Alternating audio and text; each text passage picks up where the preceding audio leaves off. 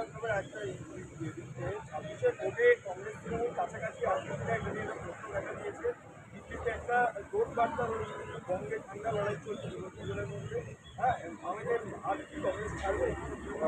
দেখুন, 2026 সালের বিধানসভা নির্বাচনে কে কার হাত ধরবে আর কে কার পায়ে ধরে সিট চাওয়াচাই করবে তাতে ইন্ডিয়ান ফ্রন্ট নাই।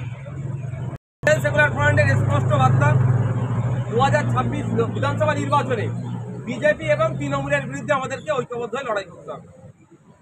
অবিজেপি অতৃণমূল যে সমস্ত শক্তিগুলো আছে, অবশ্যই জাতীয় কংগ্রেস এবং লেফট ফ্রন্ট যারা আছেন সকলকে ঐক্যবদ্ধ করে বিজেপি এবং তৃণমূলের বিরুদ্ধে আমরা লড়াই করতে চাই।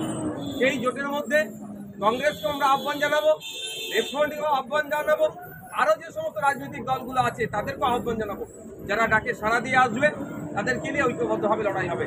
এবার দিল্লিতে দোস্তি, এখানে কুস্তি, এটা কেমনভাবে বাংলার কংগ্রেস বা বাংলার মানুষ নেবে সেটা এখন দেখার বিষয়।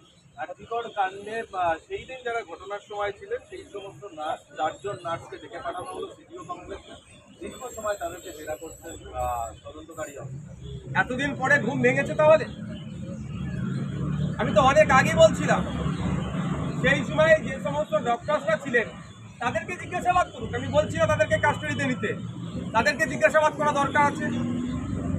ইভেন যে সিসিটিভি অপারেটর যিনি আছেন, যিনি বা যারা সিসিটিভি অপারেটর ছিলেন ওই দিনে, তাদেরকেও জিজ্ঞাসাবাদ করা দরকার যে সিসিটিভিতে কোনো রকমভাবে ছেড়ছাড় হয়েছে কি হয়নি, তাহলে অনেক কিছু হবে। কিন্তু দুর্ভাগ্যের বিষয়ে আমি একটা কথা বলছি, আমার মনে হয় নিটফল 0 হবে।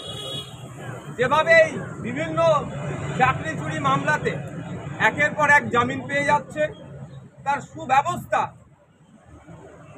দিল্লি পরিচালিত সরকার বকলমে করে দিচ্ছে। এই আর্যিকর কাণ্ডটাকে নিয়ে আমার মনে হয় সেই সেটিংয়ের গিয়ে ওই তিলোত্তমাই ক্ষতিগ্রস্ত হলো, যারা তার পরিবার ক্ষতিগ্রস্ত হলো, তাকে তো মেরে দিল। যারা এর সাথে যুক্ত তাদেরকে কোনো রকমভাবে এই আপনার ডকুমেন্টসকে ডিস্ট্রয় করে দিয়ে, এভিডেন্সকে ডিস্ট্রয় করে দিয়ে তাদেরকে বাঁচানোর চেষ্টা চালাবে। আচ্ছা, আর্থিকর মামলায় আরও একজন মুখ হচ্ছে চিকিৎসক সুবর্ণ গোস্বামী। এই সুবর্ণ গোস্বামীকে দার্জিলিংয়ে ভর্তি করলো স্বাস্থ্য দপ্তর। দেখুন, এটা প্রতিহিংসার রাজনীতি। আমরা বারবার বলে আসছি, এনএসকিউএফ যে টিচাররা আছেন তারা দীর্ঘদিন মাইনে পাচ্ছে না। তারা যখন কেউ প্রতিবাদ করছে মেদিনীপুর থেকে ট্রান্সফার করে কুচবিহারে পাঠিয়ে দিচ্ছে, কাকদ্বীপ থেকে ট্রান্সফার করে পুরুলিয়াতে পাঠাচ্ছে, বিভিন্ন জায়গায় বিভিন্নভাবে এই প্রতিহিংসামূলক ট্রান্সফারগুলো করাচ্ছে। এই সুবর্ণ গোস্বামী যে ডক্টর মশাই আছে, ওই রাজনীতির নোংরা রাজনীতির শিকার হতে হচ্ছে, শাসকের রোষের শিকার হতে হচ্ছে। তবে এই যারা প্রতিবাদী, যারা অন্যায়ের বিরুদ্ধে রুখে দাঁড়াচ্ছে, তাদেরকে ট্রান্সফার করিয়ে মিথ্যা মামলা দিয়ে জেল খাটিয়ে তাদেরকে আটকাতে পারবে না, তাদের প্রতিবাদী সত্তাকে কোনো রকমভাবে নষ্ট করতে পারবে না। পুরুলিয়ার রামানন্দ সেন্টেনারি কলেজ, সেখানে ট্রেড কালচারের যে অভিযুক্ত, যে কলেজের পরিচালক সমিতিতে রয়েছে সুজয় ব্যানার্জি, এবং এর বিরুদ্ধে প্রতিবাদে সরব হয়েছে অধ্যাপক এবং কলেজের ট্রেড কালচারের অভিযুক্ত কলেজের মহাসচিব। দেখুন, যাকে ওই কলেজের কমিটির মধ্যে রেখেছে তার সাথে শাসক দলের কত ভালো সম্পর্ক।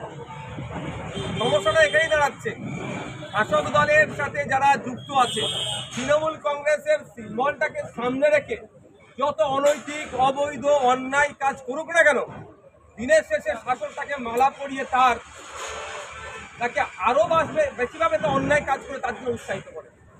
যার নামে অভিযোগ আছে ট্রেড কালচারের, ছাত্রছাত্রীদের থেকে শুরু করে শিক্ষক বা প্রফেসরদেরকেও ছাড় পাচ্ছে না, যার রোষের শিকার থেকে, মানে যার রোষের শিকার হচ্ছে তাদেরকে গুরুত্বপূর্ণ পদে বসানো মানেই এটাই। কিন্তু মনে পড়ে যাচ্ছে আরাবুল ইসলাম সাহেবের কথা, যিনি অধ্যাপিকাকে জব ছুড়ে মারলেন, তাকে পঞ্চায়েত সমিতির সভাপতি এই তৃণমূল কংগ্রেসই বানিয়েছিল। এ থেকে একটা জিনিস এস্টাবলিশ করতে চাইছে, একটা জিনিস বার্তা দিতে চাইছে তৃণমূল কংগ্রেস, যে যত তার সিম্বল রেখে যে যত বড় অন্যায় করবে তাকে এই দল তত বড় পদ দেবে। নটোরিয়াস ক্রিমিনাল বলে national human rights commission Shaukat মোল্লাকে দেখে দিয়েছে। মমতা ব্যানার্জি তাকে বলেছেন তুই তো বোম্বা দিস। সে এখন তৃণমূল কংগ্রেসের রাজ্যের সাধারণ সম্পাদক, আরো বড় বড় পদ দিচ্ছে। মানে সার্টিফাইড যেটা ক্রিমিনাল তাকে দলের এত বড় পদে বসাচ্ছে, এটা থেকে বার্তা এটাই দিচ্ছিল যত অন্যায় করবে তোমরা কোনো অসুবিধা নাই, শুধুমাত্র তৃণমূলের সিম্বলটাকে সামনে রাখো, সব তোমাদের মাপ হয়ে যাবে। তবে এর জবাব মানুষ দেবে আগামী 2026 সালে। 2021 সালে সাম্প্রদায়িক সম্প্রীতিতে বিশ্বাসী মানুষজন বিজেপির বিভাজনের রাজনীতিকে প্রত্যাখ্যান করে তৃণমূল কংগ্রেসকে বেছে নিয়েছিল, আর মুসলিম সম্প্রদায়ের হেভি অংশ মানুষ বিজেপি নাকি তাদেরকে বেইট করবে, ভয় তাড়িয়ে দেবে, এই মাথায় রেখে তৃণমূলের অন্যায়ের বিরুদ্ধে ভোটটা তৃণমূলের পক্ষে এসেছে। 4 বছর তৃণমূল বিজেপির বাইনারিটাকে, তৃণমূল বোঝাপড়াটাকে যেমন সম্প্রীতিতে তারা সম্প্রদায় ভালো করে বুঝে নিয়েছে।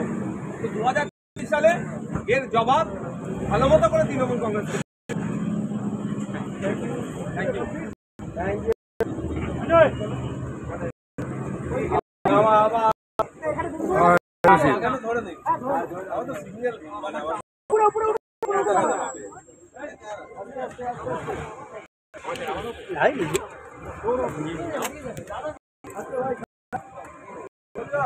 চলো চলো চলো চলো চলো চলো খোলো খোলো এদিকে বুমকল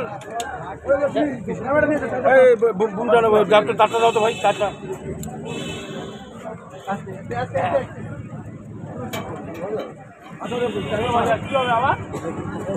স্কুলে যাবো নাম্বারটা